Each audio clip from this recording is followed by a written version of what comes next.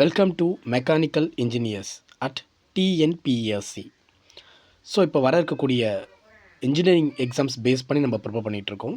இன்றைக்கி நம்ம பார்க்க போகிற தலைப்பு மெட்ரலஜி அண்ட் குவாலிட்டி கண்ட்ரோல் அப்படின்ற அந்த தலைப்பின் கீழ் 15 கேள்விகள் நமக்கு கேட்க போகிறாங்க. அந்த 15 கேள்விகள் குறித்து நம்ம இன்றைக்கி ஒரு தலைப்பான 5S என்று சொல்லக்கூடிய இந்த டெக்னாலஜி பற்றி நம்ம பார்க்கலாம். இந்த 5S டெக்னாலஜி ரொம்ப ரொம்ப முக்கியமானது கைஸ். இந்த 5S டெக்னாலஜி அப்படின்றது எல்லாருமே ஈஸியாக புரிஞ்சிக்க முடிய ஒரு டாபிக் தான்.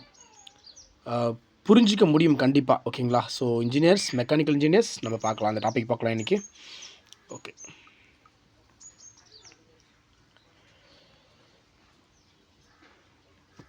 ஸோ இந்த 5S டெக்னாலஜி அப்படின்னு சொல்லும்போது நமக்கு ஒரு 5 விஷயம் நமக்கு ஞாபகம் வரணும். இந்த 5Sன்னு சொல்கிறாங்களே, அது என்ன சார்? So 5Sன்றீங்க, 5S technology. இந்த 5S டெக்னாலஜினா அப்படின்னு ஒன்று கிடையாது. சார்ட் ஒன்று, செட் இன் ஆர்டர் ஒன்று, ஷின் ஒன்று, ஸ்டாண்டர்டைஸ் ஒன்று, சஸ்டைன் ஒன்று. இது வந்து order. Sort, set in order, shine, standardization, sustain. அந்த டயக்ராம் பார்த்துக்குங்க, அதுலேயே ஒரு விஷயம் உங்களுக்கு புரியும். பாருங்கள், ஏதோ 3 கோட்டு போட்டு வச்சுருக்காங்க, இங்கே ஏதோ 3 போட்டு வச்சுருக்காங்க, ஏதோ ஸ்ப்ரே பண்ணுற மாரி இருக்குது, இது ஏதோ ஒரு டப்பா மாரி இருக்குது, இது ஏதோ ரொட்டேட் மாரி இருக்குது. இது பார்த்துக்குங்க என்னன்ட்டு, பின்னாடி அது என்னன்னு நான் தெளிவாக உங்களுக்கு விளக்குறேன். சரி, இன்றைக்கி நம்ம 5S டெக்னாலஜி கான்செப்ட் பார்க்க போகிறோம். 5S டெக்னாலஜி, ஓகேங்களா? 5S டெக்னாலஜின்னு சொல்லுவாங்க, இல்லை 5S கான்செப்ட்னு சொல்லுவாங்க. இது பொதுவாக இந்த 5S கான்செப்ட் அப்படின்றது முக்கியமாக நம்ம பார்க்க வேண்டியது குட் ஹவுஸ் கீப்பிங். இப்போ நம்ம வீட்டில் எப்படி பாதுகாக்கிறோம்? ஒரு டேபிள் இருக்குது, அந்த டேபிள் அங்கே தான் இருக்கணும். ஒரு டம்ளர் இருக்குது, அந்த டம்ளர் கிச்சனில் தான் இருக்கணும். ஒரு டிவி இருக்குன்னா அந்த டிவி வந்து அங்கே தான் இருக்கணும். ஒரு வாட்டர் பாட்டில் இருக்குன்னா அந்த வாட்டர் பாட்டில் அங்கே தான் இருக்கணும். அப்படி நம்ம சொல்கிறோம்ல, அந்தமாரி தான் இந்த 5S கான்செப்ட்னு சொல்லுவாங்க, இந்த 5S டெக்னாலஜின்னு சொல்லுவாங்க.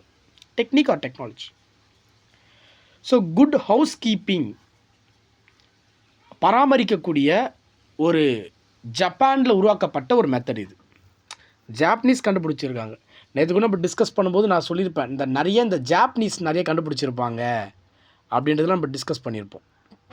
இந்த ஜாப்பனீஸ்காரங்க தான் நிறைய இந்த ஜஸ்ட் இன் டைம்ன்ற கான்செப்ட் இருக்குல்ல, அதாவது ஜஸ்ட் இன் டைம் அப்படின்ற அந்த கான்செப்ட் கூட ஜப்பான்காரங்க தான் கண்டுபிடிச்சிருப்பாங்க அப்படின்னு நான் சொல்லி கொடுத்துருப்பேன் உங்களுக்கு. ஸோ அப்போ இந்த இடத்துல முக்கியமானது வந்து பார்த்தீங்கன்னா, இந்த மெத்தட் வந்து பார்த்தீங்கன்னா, இந்த 5S கான்செப்டை கண்டுபிடிச்சது யார் அப்படின்னா, இந்த ஜப்பான்காரங்க. என்ன பர்பஸ்க்கு கண்டுபிடிக்கிறாங்க அப்படின்னா, குட் ஹவுஸ் கீப்பிங்கை பராமரிக்கக்கூடிய ஒரு மெத்தடுக்காக உருவாக்கப்படுது. இது தூய்மையான உற்பத்தி பணிச்சூழலை ஏற்படுத்துதான் இதோட நோக்கம்னு சொல்கிறாங்க. தமிழ், இங்கிலீஷ் ரெண்டுமே கலந்து தான் இருக்குது, ரெண்டுமே கலந்து இருக்குது. ஸோ எனக்கு தமிழ் வராது, எனக்கு இங்கிலீஷ் வராதுன்னு பயப்பட வேண்டாம், இரண்டுமே கலந்து இருக்குது. ஸோ தூய்மையான உற்பத்தி பணிச்சூழலை ஏற்படுத்துவதே இதன் முக்கிய நோக்கம்னு சொல்கிறாங்க. ஸோ நிறைய இன்ஜினியரிங் ஸ்டூடெண்ட்ஸ் கேட்குற கேள்வி என்னென்னா, எக்ஸாம் வந்து தமிழில் தான் நடக்குமா இல்லை இங்கிலீஷில் தான் நடக்குமான்னு கேட்குறீங்க. போத் லாங்குவேஜ்லையுமே நடக்கும் guys exams. Okay, engineering exams பொறுத்த வரைக்கும் தமிழ்லேயும் நடக்கும், இங்கிலீஷ்லேயும் நடக்கும். ஓகேங்களா? மேலே இங்கிலீஷில் இருக்கும், கீழே தமிழில் இருக்கும். ஸோ பயப்பட வேண்டாம். இந்த டிப்ளமோ இன்ஜினியரிங் கூட இது வந்து நீங்கள் இந்த கான்செப்ட் அப்படியே வரும், பொருந்தும். 3 எக்ஸாம்ஸுமே எழுதலாம் அந்த வாட்டி. ஸோ தூய்மையான உற்பத்தி பணிச்சூழலை ஏற்படுத்துவதே இதன் நோக்கம். ஒரு குறிக்கோள்கள் என்ன அப்படின்னா, இப்போ மேலே பார்த்தோம்ல, அதுதான் இதோட குறிக்கோள்கள். Sort, set in order, shine, standardised, sustain. இது எல்லாமே இங்கிலீஷ் வார்த்தைகள். இப்போ கொடுத்துருக்குது இங்கிலீஷ் வார்த்தைகள். ஆக்சுவலி ஜப்பான்காரன் தானே இதை உருவாக்கினா, அப்போ ஜப்பான்காரன் இந்த வார்த்தைகள் தான் பயன்படுத்தியிருப்பான். ஷேர்,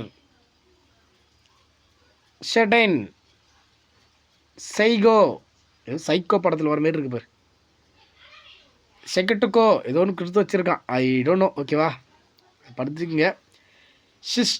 ஷிட்சுகே அப்படின்னு கொடுத்து வச்சுருக்கான். இது வந்து ஜாப்பனீஸ் வார்த்தைகள். இந்த ஜாப்பனீஸ் வார்த்தைக்கு எக்ஸாக்டான ஆங்கிலம் இங்கிலீஷ் மீனிங் தான் இந்த இடத்துல கொடுத்துருக்க பாருங்கள். Sort, set in order, shine, standardization and sustain. அப்போது இதுக்கு இங்கிலீஷ் மீனிங் என்ன? இது நமக்கு கொஷின் கேட்பாங்க. இந்த இங்கிலீஷ் மீனிங்ஸ் தான் நமக்கு கேட்பாங்க. அப்போது சார்ட் இதுக்கு இங்கே ஸ்ட்ரைட்டாக இருக்குது பாருங்கள், இதுக்கு இங்கே இருக்குது, இதுக்கு இங்கே இருக்குது, இதுக்கு இங்கே இருக்குது, இதுக்கு இங்கே இருக்குது. இப்போ நம்ம சார்ட் கொடுத்துருக்காங்க. இப்போது இதோடைய ஜாப்பனீஸ் வேர்டு இதோடைய இங்கிலீஷ் மீனிங் என்ன அப்படின்னு பார்த்தீங்கன்னா சார்ட்டிங் அவுட் அப்படின்னு சொல்லுவாங்க. சார்ட்டிங் அவுட் அப்படின்னா தேவையில்லாதது வெளியேற்று. சிஸ்டமேட்டிக் அரேஞ்ச் அப்படின்னா அதை கரெக்டாக ப்ராப்பராக அரேஞ்ச் பண்ணு. ஸ்க்ரப்பு, ஷின்னு, ஸ்வெப்பு இதெல்லாம் உங்களுக்கு தெரியும், துடைக்கிற சம்மந்தப்பட்டதோடு வரும். ஸ்டாண்டர்டைசேஷன் அண்ட் செல்ஃப் டிசிப்ளின், இந்த வேர்ட்ஸ் எல்லாமே ஒரு கீவேர்ட்ஸ் தான். இதை அப்படியே ப்ரிப்பேர் பண்ணிக்கோங்க, ஓகேங்களா? அப்படியே ப்ரிப்பேர் பண்ணிங்க. ஸோ இப்போ அந்த ஒவ்வொன்றும் பற்றி நம்ம பார்க்கலாம். இதுதான் முக்கியமான ஏரியா. ப்ரீவியஸ் இயர் கொஷின்ஸ் பின்னாடி இருக்குது, பின்னாடி வச்சுருக்கேன் ப்ரீவியஸ் இயர் கொஷின்ஸ், ஓகேங்களா? அது பார்க்கலாம். எடுத்தோடனே ப்ரீவியஸ் கொஷின் கேட்காதீங்க, ஓகேவா? பின்னாடி இருக்குது. இப்போ சார்ட் பற்றி பார்க்க போகிறோம். இப்போ சார்ட் அப்படின்னா என்ன sir? What is called chart sir? Chart பற்றி கொஞ்சம் சொல்லுங்களேன் அப்படின்னு நீங்கள் கேட்பீங்க. இந்த சார்ட் அப்படின்றது ஒன்றுமே கிடையாது கைஸ். பொதுவாகவே சார்ட் அப்படின்றது ஒன்றுமே கிடையாது.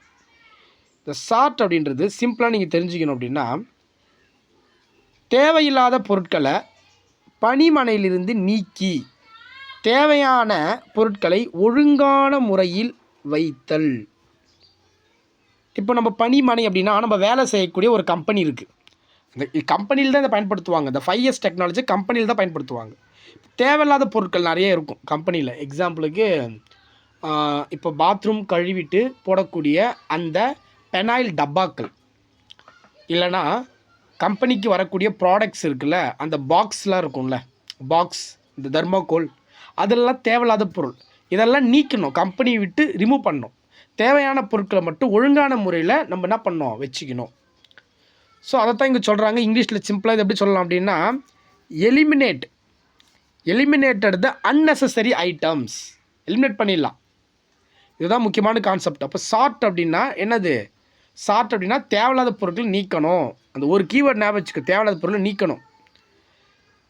செட் இன் ஆர்டர்னு என்ன சார் அப்படின்னா, இதை பணினா நம்ம வேலை செய்யக்கூடிய இடம், ஒரு கம்பெனி.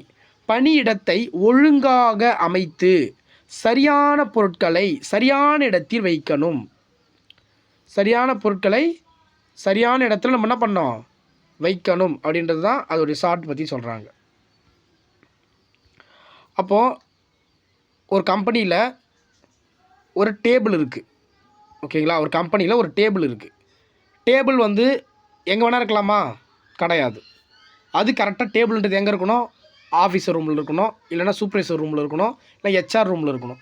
இதே நம்ம ஒர்க் பண்ணுற இடத்துல எடுத்துன்னு வந்து கரெக்டாக நடுவில் டேபிள் போட முடியுமா? வைக்க முடியாது. அப்போது செட் இன் ஆர்டர், இது அங்கே தான் இருக்கணும். இப்போ டிஷ்யூ இருக்குன்னா டிஷ்யூ அங்கே தான் இருக்கணும், ரெஸ்ட் ரூமில் தான் இருக்கணும். இப்போ தண்ணி கேன் எங்கே இருக்கணும் அப்படின்னா, அது வந்து எம்ப்ளாயி நியர்பை கொஞ்சம் கெட்டவே இருக்கணும். நீங்கள் எடுத்துகிட்டு போய் தண்ணி கேன் எடுத்துகிட்டு போயிட்டு தண்ணி குடிக்கிற அந்த இடத்த வந்து நீங்கள் ஒரு 20 மீட்டர் தூரத்தில் வைக்க முடியாது. எம்ப்ளாயீஸ் எல்லாம் கிட்ட யூஸ் பண்ணுற மாதிரி இருக்கணும். ஸோ ஒரு எமர்ஜென்சி சேஃப்டி ப்ராசஸ் அதெல்லாம் வந்து அங்கங்கே இருக்க வேண்டிய இடத்துல கரெக்டாக இருக்கணும். அப்போ செட் இன் ஆர்டர் அது ரொம்ப முக்கியமானது நமக்கு, ஓகேங்களா? செட் இன் ஆர்டர், அது எந்தெந்த பொருள் எங்கெங்கே இருக்கணுமோ அது அங்கங்கே இருக்கணும். அப்போ சார்ட் தான் first, set in order second. Shine அப்படின்றது ரொம்ப முக்கியமானது. ஷின் அப்படின்னாவே க்ளீனிங் ப்ராசஸ். ஷின் அப்படின்னாவே க்ளீனிங் ப்ராசஸ் பற்றி பேசக்கூடியது தான். இப்போ எக்ஸாம்பிளுக்கு நம்ம வேலை செய்கிற இடத்துல ஒரு ஆயில் கசிவோ இல்லை வாட்டர் கசிவோ இல்லைன்னா ஏதோ கழிவு பொருளோ ஏதோ ஒன்று இருக்குது, அதை வந்து பார்த்தோன்னா நம்ம நீக்கி பாதுகாக்கணும். எப்படின்னா டெய்லியுமே இப்போ நீங்கள் ஒரு கம்பெனியில் ஒர்க் பண்ணுறீங்க அப்படின்னா இது குவாலிட்டி செக்கிங்கிறதால இதெல்லாம் நம்ம ரொம்ப முக்கியமானது. இப்போ ஒரு கம்பெனியில் ஒர்க் பண்ணுறோம் அப்படின்னா உங்களுக்குன்ட்டு ஒரு மிஷின் இருக்கும். இப்போ மிஷினில் ஒர்க் பண்ணுறவங்க சிஎன்சி மிஷினில் ஒர்க் பண்ணுறவங்க இருப்பாங்க, நிறைய பேர் இருப்பாங்க. அவங்க போன உடனே ஃபஸ்ட்டு என்ன பண்ணோம் அப்படின்னா அவங்களுடைய இடத்த டெய்லிக்கு என்ன பண்ணோம், டெய்லி அண்ட் எவ்ரிடே என்ன பண்ணிடணும், க்ளீன் பண்ணணும் அப்படின்றது தான் இங்கே ஷின் சொல்கிறாங்க. ஸோ ஸ்டாண்டர்ட்ஸ் அப்படின்னா சிறந்த செயல்முறைகளை நியமிப்பது. இப்போ சிறந்த செயல்முறை நியமிப்பது, பணிச்சூழலை வந்து பார்த்தோன்னா சிறந்த பணிச்சூழல் ஏற்படுத்துவது. இப்போ எக்ஸாம்பிளுக்கு பாதுகாப்பான தூய்மையான இறுக்கமான ஆடைகளை அணிய வேண்டும். இப்போ நம்ம ஒரு அணு உலையில் வேலை செய்கிறோம் அப்படின்னா சேஃப்டியோடு நம்ம வேலை செய்யணுன்றது தான் ஸ்டாண்டர்டைசேஷன் சொல்கிறாங்க. பாதுகாப்பாக வேலை செய்யணும், தூய்மையாக வேலை செய்யணும், இறுக்கமான ஆடைகள் அணிஞ்சிருக்கணும். அப்படியே போட்டு ஒரு இருட்டில் வேலை செய்யணுமா? கிடையாது. வெளிச்சத்துக்குள்ளே வேலை செய்யணும். ஒரு காற்றோட்டமான ஒரு சூழ்நிலையோடு நம்ம வேலை செய்யணும். இதெல்லாம் வந்து நம்ம மெயின்டைன் பண்ணிக்கணும். இதுதான் வந்து பார்த்தீங்கன்னா ஸ்டாண்டர்ட்ஸ் அப்படின்றது. ஃபைனல் ஒன் சஸ்டைன் அப்படின்னு சொல்லுவாங்க. இது சஸ்டைன் அப்படின்னா முக்கியமாக நம்ம தெரிஞ்சுக்க வேண்டியது என்ன அப்படின்னா, ஒரு டிசிப்ளின், செல்ஃப் டிசிப்ளின் ரொம்ப முக்கியம். நல்ல பழக்க வழக்கங்கள் மற்றும் கட்டுப்பாடுகளை கடைபிடித்து சாதனைகளை சாதிக்க வேண்டும். அதாவது இப்போ ஒரு கம்பெனியில் வேலை செய்கிறீங்க அப்படின்னா முக்கியமாக புகைப்பிடித்தலை தடை பண்ணணும்.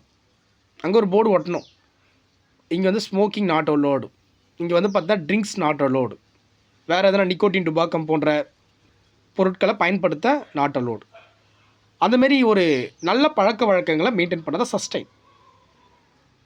அதேமாதிரி வந்து பார்த்தா பாதுகாப்பு போஸ்டர்ஸ்னு சொல்லுவாங்க.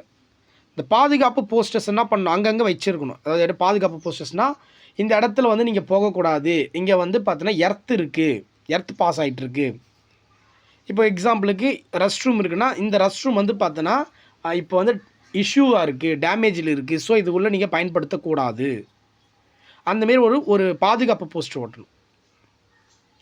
ஸோ இந்தமாரி வந்து பார்த்தோன்னா ஒரு கம்பெனி வந்து பார்த்தோன்னா ரொம்ப முக்கியமானது. ஒரு கம்பெனியில் இருக்கக்கூடிய அந்த பணிச்சூழலை பேஸ் பண்ணி தான் நம்ம இங்கே பார்த்துட்ருக்கோம். ஸோ ஒரு கம்பெனியில் இருக்கக்கூடிய அந்த பணிச்சூழல். அப்போ முக்கியமான பாயிண்ட் என்னென்னா இதுதான் முக்கியமான பாயிண்ட். குட் ஹவுஸ் கீப்பிங் தான் வந்து முக்கியமான point. 5S concept good house keeping இருக்காங்கல்ல, அந்தமாரி ஒரு குட் ஹவுஸ் கீப்பிங் தான் இந்த 5S கான்செப்ட்டு. ஸோ அதான் இங்கே சொல்கிறாங்க. Good housekeeping and sort, set in order, shine, standardization, sustain. இது அப்படியே ஞாபகம் வச்சுங்க. இதுதான் கேள்வி. இதை தாண்டி கேள்விகள் கேட்க மாட்டாங்கப்பா. ஓகேவா? மோஸ்ட் ஆஃப் இந்த வீடியோ பார்க்குறவங்க மோஸ்ட் ஆஃப் வந்து பாய்ஸாக தான் இருப்பீங்க. ஏன்னா மெக்கானிக்கல் இன்ஜினியரிங் படித்தவங்க 98% பாய்ஸாக தான் இருப்பாங்க. ஸோ கேர்ள்ஸ் ரொம்ப கம்மி தான். ஸோ உமன்ஸ் ரிசர்வேஷன் கூட உங்களுக்கு இதில் கிடையாது, பாய்ஸ் தான் இருப்பீங்க. ஸோ ஈஸியாக வந்து ஸ்கோர் அடித்து தூக்கலாம். அதனால் வந்துட்டு தைரியமாக இறங்கி படிங்க. ஸோ இப்போ ஃபைனலாக ப்ரீவியஸ் இயர் கொஷின் பார்த்துடலாம். ஓகேங்களா? ஸோ 5S டெக்னாலஜி, இந்த 5S டெக்னிக் இஸ் எ 5ஆம் நிலை முறை. ஓகேவா? இதுதான் வந்து 5ஆம் நிலை முறைன்னு சொல்கிறாங்க தமிழில். 5S டெக்னிக் சொல்கிறாங்க. இப்போ தான் உங்களுக்கு சொல்லி கொடுத்துட்டு வந்தேன். இந்த 5S டெக்னிக் அப்படின்னதுனா housekeeping, good housekeeping நான் சொல்லிப்பேன் மேலே சொன்னால். Good housekeeping. இப்போ ஷார்ட்டாக நம்ம HKன்னு சொல்லலாம். ஷார்ட்டாக HK, housekeeping, good housekeeping. இப்போ நார்மலாக நீங்கள் ஒரு கம்பெனியில் ஹவுஸ் கீப்பிங் போகிறீங்க அப்படின்னா என்ன பண்ணணும்? ஃபஸ்ட்டு ஒரு லைட்டாக சொல்கிற பாருங்கள், ரிமெம்பர் பண்ணிடுறேன் உங்களுக்கு. ஸோ சார்ட் பண்ணோம், தேவையில்லாத பொருட்களை தூக்கி போடணும்,